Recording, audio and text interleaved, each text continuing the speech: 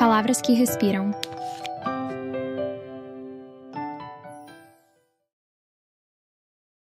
O Incolor, Tsukuru Tazaki. Capítulo 14.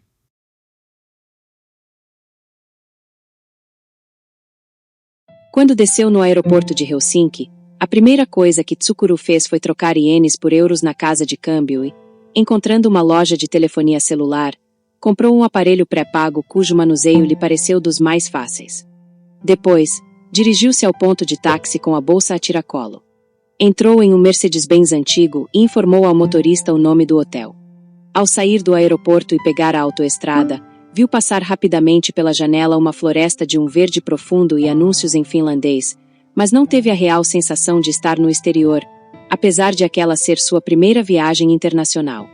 Não era muito diferente de ir a Nagoya, embora a viagem tivesse sido um pouco longa. A única coisa diferente era o tipo de moeda na carteira. O jeito de se vestir não tinha mudado: calça larga, camisa polo preta, tênis e casaco de algodão marrom claro. Só levará o mínimo de mudas de roupa. Se faltasse algo, bastava comprar. De onde você veio?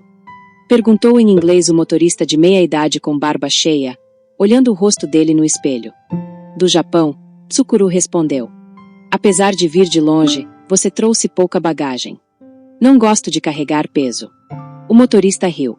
Ninguém gosta de carregar peso. Mas, quando a gente se dá conta, está carregando muito. Assim é a vida, se ela vier. E riu alegremente. Tsukuru também deu um sorriso. O que você faz? Perguntou o motorista. Construo estações ferroviárias. É engenheiro? Sou. Você veio à Finlândia construir uma estação? Não, estou de férias e vim visitar uma amiga. Isso é bom, disse o motorista. Férias e amigos são as duas coisas mais formidáveis da vida. Será que todos os finlandeses gostam de máximas perspicazes sobre a vida? Ou será que só esse motorista tinha tendência para isso? Tsukuru desejou que fosse o segundo caso. Quando o táxi chegou ao hotel em Helsinki, cerca de meia hora depois, ele se deu conta de que não verificara no guia quanto deveria dar de gorjeta e, para começar, se havia necessidade de gorjeta. Por isso, acrescentou quase 10% ao valor que o taxímetro indicava. Como o motorista ficou contente e lhe entregou um recibo em branco, provavelmente não agiu errado. Mesmo que não tivesse agido corretamente, com certeza não o deixou chateado. Sara havia escolhido para ele um hotel numa construção antiga no centro da cidade. Acompanhado por um atendente bonito de cabelos loiros, ele apanhou o elevador clássico e foi ao seu cômodo no quarto andar. Havia móveis antigos e uma grande cama, e o papel de parede desbotado tinha uma estampa de folhas delicadas de pinheiro. A banheira era antiga, com pés de metal, e a janela corria para cima. Havia uma grossa cortina decorada e uma fina cortina rendada. Sentiu o cheiro de algo familiar. Da janela se via uma grande avenida por onde passavam bondes verdes no centro. Ele sentiu que ficaria à vontade ali. Não havia nem máquina de café nem TV de cristal líquido, mas ele não ia usá-los mesmo. Obrigado. Este quarto está bom, Tsukuru disse ao atendente, e lhe entregou 2 moedas de €1 como gorjeta. O funcionário sorriu e saiu silenciosamente do quarto como um gato esperto. Já era tarde quando ele terminou de tomar banho e trocar de roupa. Mas através da janela estava claro como meio-dia. Dava para ver no céu uma meia-lua branca, nítida. Parecia uma pedra pomes gasta e velha. Alguém a havia atirado lá no alto, e por alguma razão ela permanecerá ali. Ele desceu ao saguão, dirigiu-se à mesa do concierge e pediu o mapa gratuito da cidade a uma mulher de cabelos ruivos. Em seguida informou o endereço do escritório local da agência de viagens de Sara e pediu que marcasse o lugar no mapa com caneta esferográfica. O escritório ficava a apenas 3 quarteirões do hotel. Seguindo a recomendação da atendente, ele comprou um passe comum para ônibus, metrô e bonde. Perguntou como usar os meios de transporte e pediu um mapa das linhas. Ela provavelmente tinha pouco mais de 45 anos, tinha os olhos verde claros e era muito atenciosa. Conversando com essa mulher mais velha, Tsukuru conseguiu recuperar seu sentimento tranquilo e natural de sempre. Parece que isso não mudaria em nenhum lugar do mundo. Depois ele foi a um canto silencioso do saguão e telefonou para o apartamento de Preta em Helsinki, usando o celular comprado no aeroporto. Quem atendeu foi a secretária eletrônica. A voz grossa de um homem transmitiu uma mensagem em finlandês de cerca de 20 segundos. No final se ouviu um sinal, provavelmente para gravar uma mensagem. Tsukuru desligou o telefone sem nada dizer. Depois de um tempo ligou de novo para o mesmo número, mas ouviu a mesma mensagem. Ela fora deixada provavelmente pelo marido dela. Naturalmente ele não sabia o que ele dizia, mas a voz passava uma impressão alegre e positiva. Era a voz de um homem saudável, que leva uma vida confortável, sem passar necessidades. Tsukuru desligou o celular e o guardou no bolso. Respirou fundo uma vez. Teve um pressentimento não muito bom. Talvez Preta não esteja no apartamento agora. Ela tem um marido e 2 filhas pequenas. Já é julho. Talvez, como disse Sara, toda a família tenha ido a Maiorca de férias. O relógio indicava 6:30. O escritório da agência de viagens que Sara lhe indicara já devia estar fechado, mas não custava nada tentar. Ele tirou de novo o celular do bolso e discou o número. Inesperadamente alguém atendeu. A voz de mulher disse algo em finlandês. A senhora Olga está? Perguntou Tsukuru em inglês. Eu sou Olga, respondeu a mulher num inglês fluente, sem sotaque. Tsukuru disse o seu nome. Falou que Sara lhe dera aquele número. Sim, senhor Tazaki. Sara falou do senhor, disse Olga. Ele explicou a situação. Viera encontrar uma amiga, mas o telefone da casa dela caía na secretária eletrônica e ele não conseguia entender a mensagem em finlandês. Senhor Tazaki, o senhor está no hotel agora? Estou, respondeu Tsukuru. Estou fechando o escritório agora. Em 30 minutos posso chegar ao hotel. Podemos nos encontrar no saguão?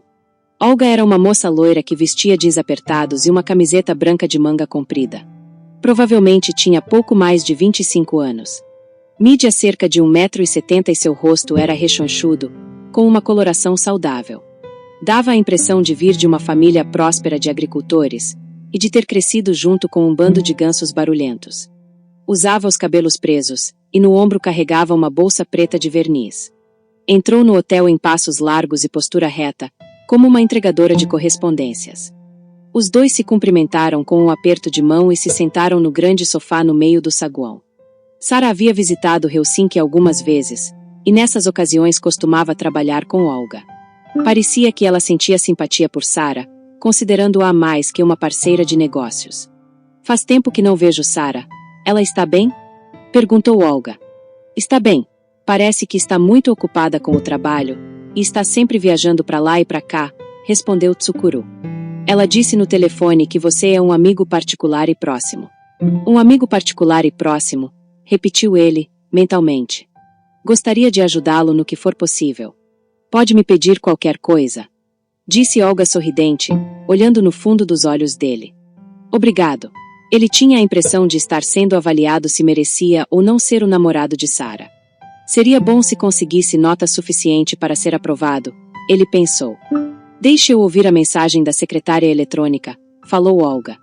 Tsukuru tirou o celular e digitou o número do apartamento de Preta. Enquanto isso, Olga pegou da bolsa uma folha de anotações e uma caneta esferográfica dourada e fina, e as colocou no colo. Quando o telefone começou a chamar, ele entregou o celular a Olga. Ela prestou atenção na mensagem com fisionomia séria, e anotou rapidamente as informações necessárias. Desligou. Ela parecia ser uma mulher eficiente. Devia se dar bem com Sara. Parece que quem deixou a mensagem foi o marido dela, disse Olga. Ele e a família deixaram o apartamento de Helsinki na sexta-feira passada e foram a uma casa de verão. Só voltam em meados de agosto. Ele deixou o número de telefone da casa de verão. É longe. Ela balançou a cabeça. Não sei onde fica. Pela mensagem só dá para saber que é na Finlândia, e o número de telefone. Acho que posso telefonar e tentar descobrir o endereço. Eu agradeceria se você fizesse isso, mas tenho um pedido a fazer, disse Tsukuru. Não queria que você falasse o meu nome no telefone. Se puder, queria visitá-lo sem avisar. Uma leve curiosidade surgiu no rosto de Olga. Tsukuru explicou. Ela foi minha amiga próxima na escola, e não a vejo há muitos anos. Acho que ela nem imagina que eu viria até aqui para encontrá-la. Quero fazer uma surpresa, batendo na porta sem avisar. Uma surpresa, ela disse. E abriu as mãos no colo, com as palmas para cima. Parece muito divertido. Espero que ela ache divertido também. Olga disse, ela foi sua namorada. Tsukuru balançou a cabeça. Não, não é nada disso. Nós fazíamos parte de um mesmo grupo de amigos. É só isso. Mas éramos muito ligados. Ela inclinou a cabeça de leve. Amigos de escola são preciosos. Eu também tenho uma amiga dessa época. Até hoje me encontro e converso muito com ela. Tsukuru acenou com a cabeça. Olga disse. Essa sua amiga se casou com um finlandês e se mudou para cá. E faz tempo que você não a vê. É isso? Não a vejo há 16 anos. Olga passou a ponta do indicador na têmpora algumas vezes. Entendi. Vou tentar descobrir o endereço sem falar o seu nome. Vou pensar em um jeito. Como ela se chama? Tsukuru escreveu o nome de preta na folha de anotações. Em qual cidade do Japão ficava o colégio de vocês? Nagoya, respondeu Tsukuru. Olga pegou novamente o celular de Tsukuru e digitou o número deixado na secretária eletrônica. Depois de alguns toques, alguém atendeu. Olga começou a falar muito cordialmente em finlandês. Ela explicou algo, a outra pessoa fez uma pergunta e ela respondeu em poucas palavras. O nome Eri foi mencionado algumas vezes. Depois de mais algumas perguntas e respostas, pareceu que a outra pessoa havia se convencido. Olga apanhou a caneta esferográfica e anotou algo no papel. E desligou agradecendo educadamente. Deu certo, disse Olga. Que bom. O sobrenome deles é Aatainen. O nome do marido dela é Edivar. Eles têm uma casa de verão à beira do lago no subúrbio de uma cidade chamada Hämeenlinna, a noroeste de Helsinki, e passam o verão lá. Eri, o marido e as filhas. Como conseguiu descobrir tudo isso sem falar o meu nome? Olga esboçou um sorriso travesso. Menti um pouco. Fingi que era da FedEx. Disse que tinha uma encomenda para Eri de Nagoya, Japão, e perguntei para onde deveria enviá-la. Foi o marido dela que atendeu. Quando expliquei isso, ele logo me passou o endereço. Aqui está. Assim, ela lhe entregou a folha de anotações. Em seguida se levantou, foi à mesa da concierge e pediu um mapa do sul da Finlândia. Ela abriu o mapa e marcou com a caneta onde ficava a cidade de Hämeenlinna. Aqui fica ela. Vamos pesquisar no Google o local exato da casa deles. Hoje o nosso escritório está fechado, então vou imprimir o mapa amanhã. Quanto tempo leva até Hämeenlinna? Deixe-me ver, são cerca de 100 quilômetros daqui, e de carro deve levar 1h30 aproximadamente, com certa folga. Tem uma autoestrada que vai direto para lá. Você pode pegar um trem até a cidade, mas precisa de carro para ir até a casa deles. Vou alugar um carro. Em Hämeenlinna há um belo castelo à beira do lago, e também a casa onde nasceu Sibelius. Mas acho que tem um assunto mais importante para resolver. Você poderia ir ao meu escritório amanhã? Ele abre às 9. Tem uma agência de aluguel de carros perto de lá, vou providenciar para que você possa alugar o carro assim que chegar. Você está me ajudando bastante, obrigado, disse Tsukuru. Um amigo próximo da Sara é também meu amigo, respondeu Olga, piscando. Espero que você encontre Eri. E que ela fique bem surpresa. Vim aqui praticamente só para isso. Olga hesitou um pouco, mas por fim perguntou. Não é da minha conta, mas você veio de tão longe para se encontrar com ela porque tem algum assunto importante a tratar? Talvez para mim seja importante, disse Tsukuru. Mas para ela nem tanto. Vim até aqui praticamente só para verificar isso. Parece algo complicado. Talvez seja um assunto complicado demais para eu explicar com o meu inglês. Olga sorriu. Há coisas na vida que são complicadas demais para explicar em qualquer língua. Tsukuru concordou com a cabeça. Talvez fosse mesmo peculiaridade dos finlandeses pensarem máximas a respeito da vida. Talvez, quem sabe, houvesse alguma relação com o longo inverno. Mas ela tinha razão. É uma questão que não tinha relação com a língua. Provavelmente. Quando ela se levantou do sofá, Tsukuru também se levantou, e os dois apertaram as mãos. Então vou esperá-lo amanhã de manhã. Há uma diferença grande de fuso horário, a noite permanece clara até tarde, e quem não está acostumado talvez não consiga dormir bem. Para garantir, é melhor você pedir o serviço de despertador ao hotel. Vou fazer isso, disse Tsukuru. Ela colocou a bolsa no ombro, cruzou o saguão com os mesmos passos largos e saiu do hotel. Olhando em frente, sem se virar nenhuma vez. Tsukuru dobrou a folha que ela lhe entregará e a guardou na carteira. Colocou o mapa no bolso. Em seguida saiu do hotel e caminhou sem rumo pela cidade. Pelo menos havia descoberto o paradeiro de Eri. Ela está lá, com o marido e as 2 filhas pequenas. A questão agora é se ela vai recebê-lo ou não. Mesmo que ele tenha viajado de avião para vê-la, atravessando o Círculo Polar Ártico, ela pode se recusar a recebê-lo. Há uma grande chance de isso acontecer. Segundo Azul, no caso do estupro foi Preta quem primeiro ficou do lado de Branca e exigiu que Tsukuru fosse excluído do grupo. Depois que Branca foi assassinada e que o grupo fora desfeito, ele nem imaginava que tipo de sentimento ela tinha por ele. Talvez ela não queira mais saber dele. Só lhe restava ir ao encontro dela para verificar. O relógio marcava mais de 8 da noite, mas, como dissera Olga, não havia sinal de que fosse escurecer. Muitas lojas ainda estavam abertas e as pessoas perambulavam pela Avenida Clara como o dia. Nos cafés, os fregueses tomavam cerveja ou vinho e conversavam animadamente. Caminhando na antiga avenida pavimentada de pedras redondas, sentiu o cheiro de peixe assado vindo de algum lugar. Parecia o cheiro de carapau assado dos restaurantes japoneses populares.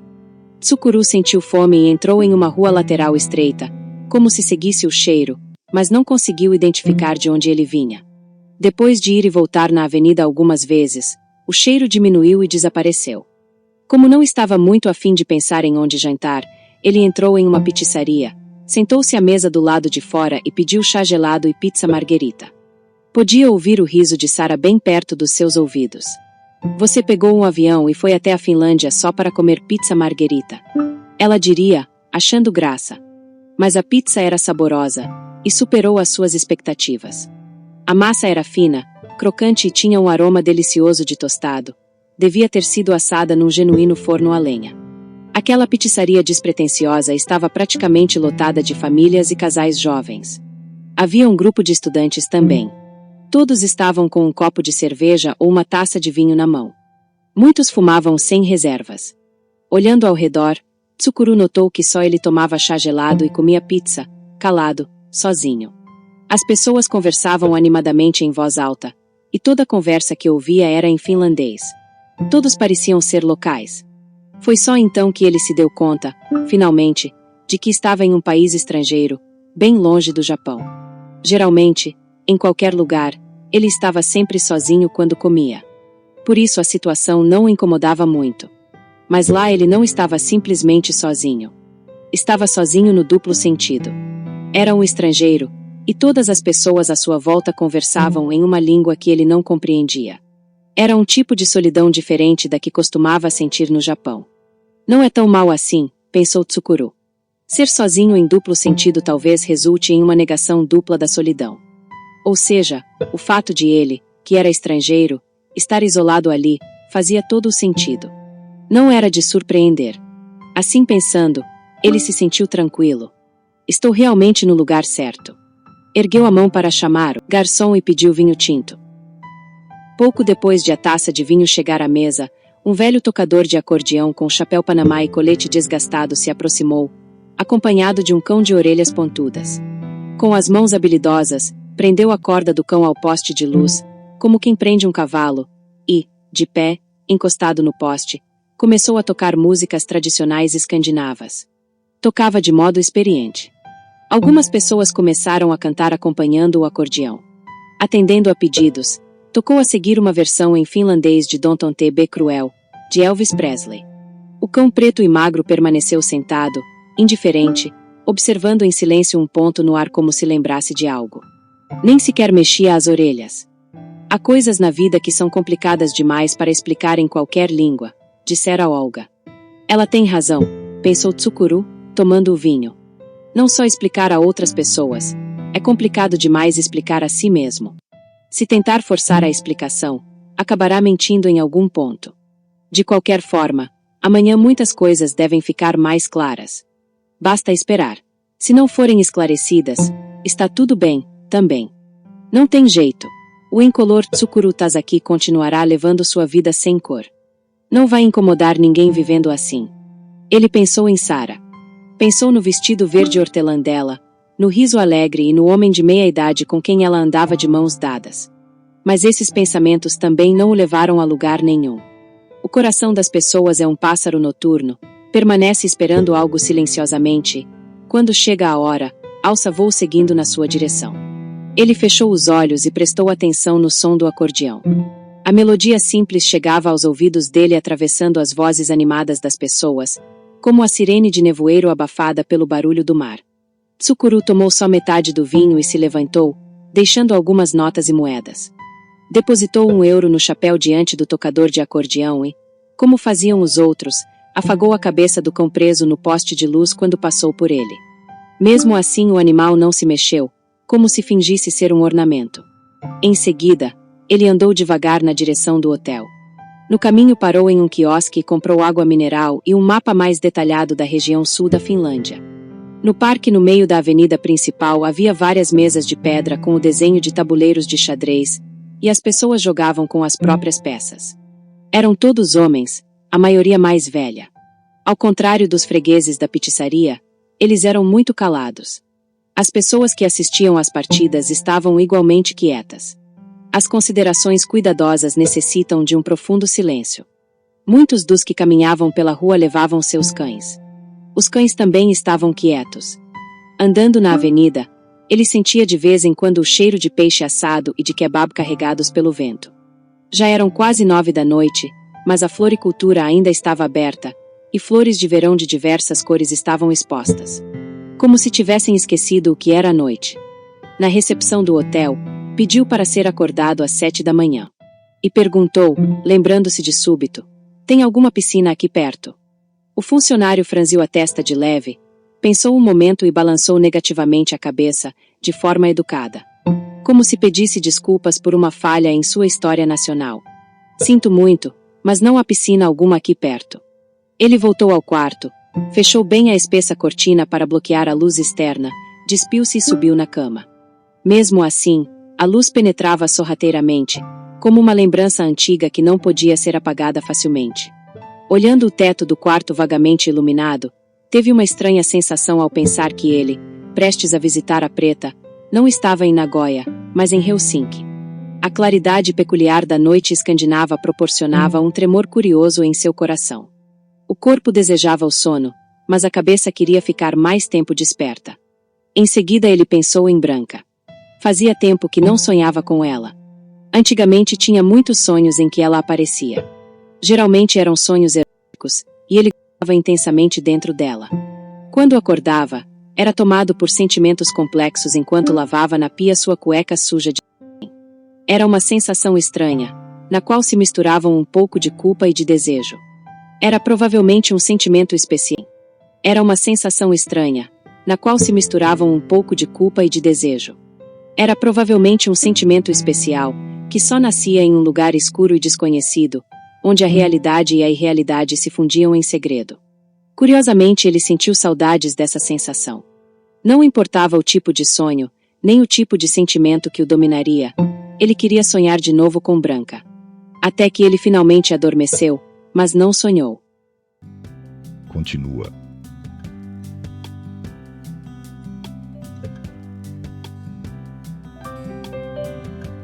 Palavras que respiram.